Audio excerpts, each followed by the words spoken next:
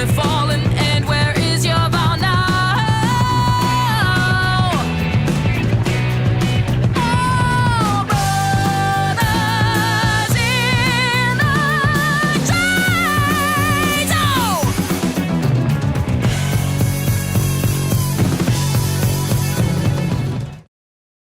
What's We up, go. everybody, and welcome back to Dead Noise. I'm Chris, and thanks to the power of Zoom, I am here with Fran the Man herself from the band Wucan. How you doing today? I'm good. How are you? I'm really good. We spent like 20 minutes talking before we started recording, and I've already had so much fun talking with you, but I want to get down to down to business, as we Oh say. yeah, the nitty So gritty. the nitty-gritty. So Wukon's new album Axioms comes out August 29th from, is it Long Branch Records? Yeah, it is. I read in a press release and I've heard in other interviews the creative process of this album took about 3 years, is that right? Yeah, that is right. Pretty long time for industry standards, but yeah, this is how we work. This is how we roll. How did that differ from like how long it took you to create previous albums? Is that out of the norm for you? Unfortunately, it's not. I mean, we take some time to re-evaluate what we've done in the past, and then we try to move on from what we've done in the past, and we try to improve and grow as a band.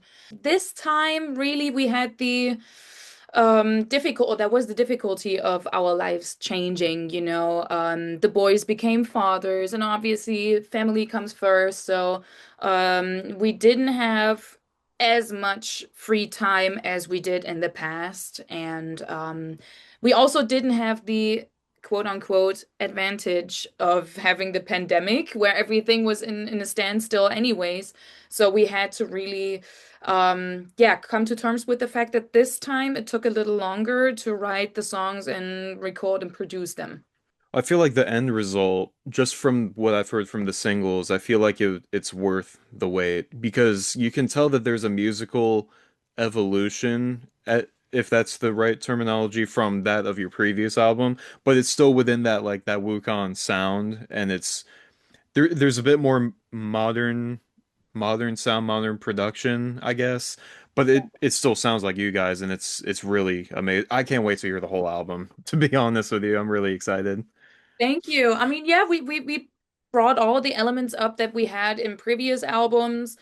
Um, I heard some critics say that, it's a little too far off from what we've done in the past. I personally don't think so. We have the heavy metal influences. We do have the disco bits and pieces. We have folk influences there. So we just have fun making music and exploring our soundscape, if you will. Only thing that really changed, and I agree, that's the production. We Mhm. worked with the same producer. He's like the fifth member of the band at the moment. And he really, yeah, he developed as an artist as well, if you know what I mean. So he brought up new ways of recording. And so this is how the sound came about. I don't even know if I would want to work with anybody else because yeah, sure, it's a fresh face, new thoughts, but at the same time, I like to be able to rely on someone truly. And it's not easy to find someone who understands our music, our way of thinking, our vision, and Max does that. And this is why I said he's like the fifth member of the band. He knows us and he knows what's best for our music. We've worked with scene people, people who work with friends in the rock music scene in Germany, and I feel like they tend to have standards like, oh, I've produced this band before, and you should go that route, and this is how I've always done it, But Max is not like that because he's worked with so many different bands from different approaches and or different fields of music. So he's open-minded and he has an open ear for what we want to do musically. Now the album has four singles out, with the most recent one coming out yesterday at the time Yeah. of this recording, and that was Pipe Dreams. I have a very hard time picking a favorite just between the singles, but I'm really curious for you, as far as what's not out yet, Mhm. which non-single songs are you most excited for people to hear when the whole album's out? I got two. I Oh. think I got two. Yeah, it's Fountain of Youth. It's the last one. It's very theatrical, Hmm. so might not be for everyone. But I love the journey that it takes the listener on. And then the other one would be Wicked, Sick, and Twisted, which is a little funk number. Hmm. And it has a very jammy outro, and I love that. And yeah, so those are the two songs I'm most excited for. Are there any 15 to 20-minute tracks on this album? Unfortunately, not this Dang time. it. Yeah, I know. I planned for Fountain of Youth to be that one song, but we worked on it and suddenly it was done and we thought, well, do we need anything? Does it need some pizzazz? And the boys and I we agreed on the fact that it does not. And then it only turned out to be 7.5 minutes. So I'm sorry to everybody who thought they could, sit down with a glass of wine and, not get up to the record player in half an hour. Yeah, sorry. Sorry to you guys. I'm pouring one out for the prog rock fans. Yeah. It's still a prog rock song in my Mhm. opinion, but a short I'm opening. 7 minutes, absolutely. I mean that might be the standard for prog, but still. Yeah. Look, I was a Rush fan growing up, so I know all about this stuff. Yeah. Oh, Rush. Yeah, untouchable. Yeah, I knew this would be the perfect interview to have 2112 in the background. Oh Just yeah. because they were like they set the standard really for like those epic Oh songs yeah. like Hemispheres, 2112, Yeah. Xanadu. I mean they Yeah. had so many good ones. Oh And yes. honestly, they were the band that kind of tested my patience when it came to music because I was so used to like 3 minute, 3.5 minute songs. Yeah. My dad told me he's like, hey, check this one out. It's 20 minutes. I'm like, what? And I was like, no way. No song can be that long. And then I heard it and my life was changed forever. Yeah. See, this is exactly what happened to me when I listened to Nectar, the German band with an English singer, if I'm not mistaken. Nectar's album, Remember the Future, and it's just two songs on the entire record, and it's both of them are 20 minutes long, and it's you honestly, when you listen to it, really it's just song on song on song on song, but they're all connected together and they're all tied together, and that was the moment I thought, I'm gonna do the same. But not on this record, unfortunately. Maybe the next one. Yeah, next one again. Next Um, try. I'm really curious how that kind of affects you guys in a live setting. Because I mean, you see some bands like I don't know Primus or Tool or Mhm. some other like prog bands, and they have an hour and a half set and they only play like six songs. Yeah. But as a band who pl I'm sure a lot of sets are like in the 45 minute range. Um, how do you pick a set list for that? And if you want to have like one of those epic prog moments in there, do you have to whittle it down or how does that work? Well, usually our sets, I mean, the shortest we'll play is 45 minutes, but that's Okay. never the case. So we usually get our, 60, 65 to 70 minutes. I mean, it really depends. If it's a festival, usually the set lists are a little shorter, and then we won't be able to play a long song, unfortunately. I think the shortest set we've ever played was 20 minutes. That's when Oh we wow. just, we went on stage. It was ridiculous actually because the festival we were on tour with a different band, the Vintage Caravan, and the promoters initially didn't want us to play, but they had us in tow. So, we were there and then they were like, "Okay, do you want to open the night?" And we did, so we got a 20-minute set and we played one song. Oh my God. That was it. We picked the longest song and we played and then we were like, bye. That was that was a bit of a get back. I mean, we could have just sat down in the tour bus, but they let us play. Well, yeah, but yeah, for we are at the point right now, sorry, where we have to really make a well-informed decision which songs to play. And it's tough because we want to play the long songs, the short ones, new ones, old ones. It's difficult. Yeah, I can't even imagine. Now, what can you tell me about the artwork for this album? Because as a fan of like the psychedelic stuff and like Blue Oyster Cult is my favorite band of all Oh yeah. time. I keep looking at this album artwork and I just can't stop looking at it. What was the visual inspiration behind it? Like I have it pulled up right now and it's incredible. I love the color scheme. I love the tone. What was the vision behind it and how does it kind of coincide with the music? Yeah, I mean, we came up with a title when Phil and I, Phil is the drummer, when Phil and I really talked about the contents of the songs, the lyrics, and we came to the conclusion that Axioms would be the perfect title. And then I tried to imagine how I could make that into something that is visually appealing, if you will. And first I had the idea, which turned out to be the single cover for Holz auf Holz, Hmm. the single previous to Pipe Dreams. I originally wanted to have a little matchstick person, like an actual matchstick, and I wanted to have it go up in flames. And because the axioms are what makes you burn for your desire, you know what I mean, and passion and all of that. But I talked to Callum Rooney, who designed the cover artwork for us, and he had a different approach, and I preferred that one. And you have a mask, if you will, and the mask is melting off whatever is underneath. So your axioms, your values, your truths are really what shine through you, so that no mask could ever be permanent because it's not your true self. I hope I'm making sense. The color scheme really came from a sci-fi book that I found on the internet. I Oh was just wow. I was looking for something, and I gotta say, please don't hate me for that. I did not come up with the color scheme myself. We literally just copied it, but it was so good. We like the green in contrast to the dark sky gradient background. Yeah.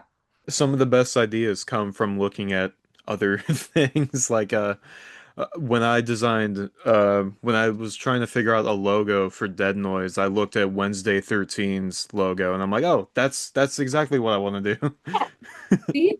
And there is no shame in taking inspiration from other artists. I mean, hello, this is it's give and take, you know? We are a community, so who cares? As long as it's Exactly. not a copy, inspiration is different from copying something, you know?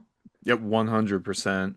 And speaking of inspiration, I mean, we've talked about so many bands on and off camera, Yeah. but the press release for this upcoming album, it said for fans of Black Sabbath, Jethro Tull, I think Deep Purple was in there somewhere. If not, I already definitely hear that in your guys' music. Yeah. I also hear some parts of Kansas, which might be really out there, but I'm kind of curious for you, like, what are your favorite classic rock bands? I mean, Kansas are probably number one. If there's one band I admire for their songwriting, it's Kansas. I wish I could write songs like they did. I mean, the sound is sometimes, I mean, talking about the 70s and early 80s stuff, their sound was brutal, but it was still fine. And it was never too much, if you know what I mean. And then the songwriting was so fragile and awesome. I don't know. It's just beautiful, powerful music. So Kansas are up there. Um, Jethro Tull, I really don't know this band. Most people are shocked by that revelation each time I bring it up, but I do not know any Jethro Tull songs apart from Locomotive Breath. Yeah, I refuse to listen to them at some point. I'm just gonna straight up say it because we've been called a Jethro Tull a copycat so many times. I just was like, you know what? I'm not gonna listen to them. Um, so I was petty like that. Um, okay, and then yeah, what? I mean, we love to listen to ABBA. Oh wow. Most people wouldn't know that. I personally am very much influenced by early heavy metal stuff. Def Leppard, all of the new wave of British heavy metal stuff. Judas Priest is a big one. A lot of crowd rock. I don't know how familiar you are with that type of music. It's just German music from the 70s, but I mean, we if I start talking about that now, we will sit here until tomorrow morning. So, I better not say anything right now. Yeah, so that's those are some of the influences, but there are many, many, many more bands that we admire. Yeah, it definitely comes through in your guys' sound that your influence comes from a lot of different places. I'm I'm so glad I was kind of on it with Kansas because I wasn't sure if that was like a really out there thing, but like I'm seeing them in October with Blue Oyster Cult, so I'm kind of refamiliarizing myself with their music. No way. So then Oh, you are living my dream. when I started listening to the singles from Axioms, I was like, "Oh man, this reminds me of Kansas." And then, Really? even with the older stuff, like your previous albums, just like the I don't know if it's the structure or the instrumentation or something about it reminded me of Kansas. And I'm That's I'm the so biggest glad you take that that as a I've ever compliment. gotten. Oh, that's insane. Thank you. That's nobody would ever say that. That's oh my God. Thank you so much. They are my one of my favorites. Yeah, I'm seeing Judas Priest for the first time with Alice Cooper in September too. And look, Alice Cooper, he's the GOAT in my opinion. Yeah. Nobody can Oh touch yeah, he him. is. He is. But Judas Priest, I know they put on an amazing show. I've seen Yeah. Alice Cooper 3 times. This is going to be my fourth, so I'm Yeah. so excited to see the both of them together. I feel like that it doesn't make sense musically very much because Judas Priest is a lot heavier than Yeah. Alice, but from a stage perspective, it's like perfect. Now, as a former band kid myself, I played the trumpet. My sister to this day is still a phenomenal flute player. So I'm curious. That's where the Jethro Tull influence comes Of from. course, yeah. Of Everyone course I talks get about it.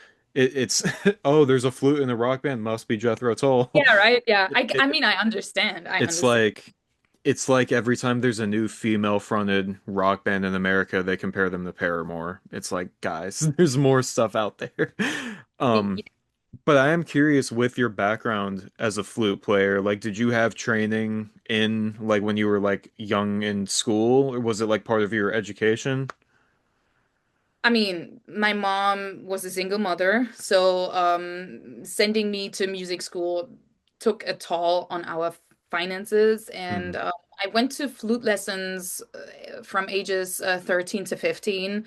And really, I didn't have the passion at first, which is weird because I really wanted to play the flute, but I felt that it was a lot of work, and I'm not a classical player. Any classical flute player will agree that my flute playing is abysmal, speaking from a technical perspective. Um, but yeah, so I stopped at 15 years old. I still had a very cheap flute in the beginning, which I brought to rehearsals when I started Wucan. And then we kind of, just made it work with the music. But yeah, it wasn't. I only took flute lessons for 2 years, and I was just an abysmal player, I gotta say.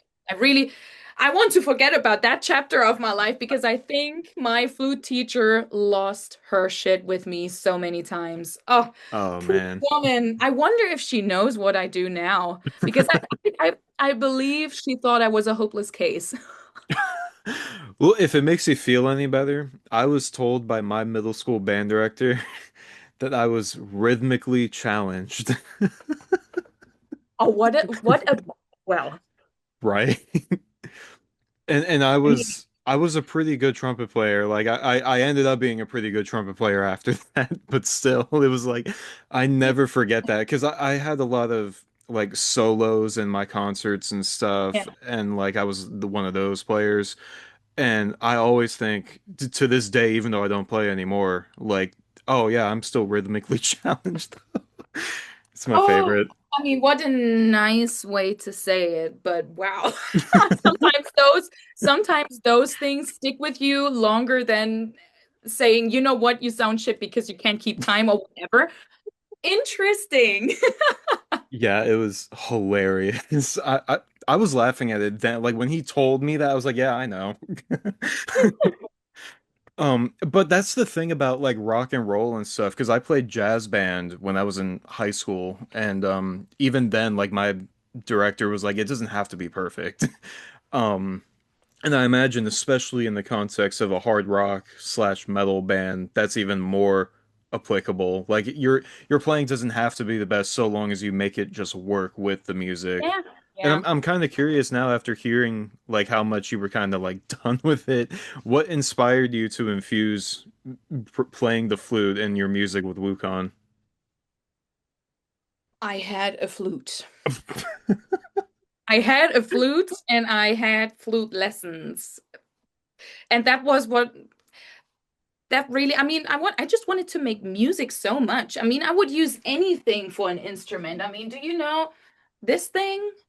No, I feel like I do actually. Oh no, the batteries are. I'm so sorry. I wish I could show you. It sounds like a little synthesizer. And I mean, Oh, I know what that is. onomatone, I think it's called, or whatever. Onomatone, I don't know. It's this thing, and it's funny, you know. And I would use anything for an instrument. So there's that. I had the flute, and we incorporated it. I mean, it anything can be an instrument if you just use it wisely, I guess. Um, Exactly. but yeah, this was everything that I had planned for this interview. Was there any closing message to any Wukong fans watching? I'm just very happy that you are interested in our music, and it's just a big honor for us and for me in particular, representing the band right now. Yeah, so I hope that you like the album once it comes out. I have no doubts that people listening to this, once the album, if they like the singles, I'm sure they will like the album. Speaking as somebody who hasn't heard the album yet, I still feel Yeah. like the album is going to be incredible, and I personally can't wait to hear it. Coming out August 29th, Axioms, the newest album from Wucan. Thank you so much for the time. This was so much fun. I had a blast talking with you, and I hope to Same. see you live in the States one day. Oh, that would be awesome, right? I will let you know once we have our visa. Well, thank you so much again. And to Thank everybody who you. watched this, thank you for watching. And until the next interview, stay tuned, stay scared, and I'll catch you later.